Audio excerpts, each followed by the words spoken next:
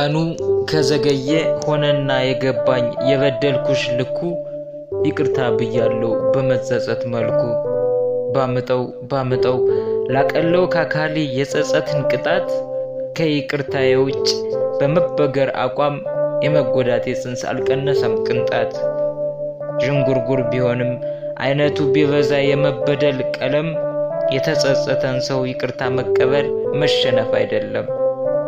ልቤ ተጋርዶብኝ በኃጢአት ዘምቼ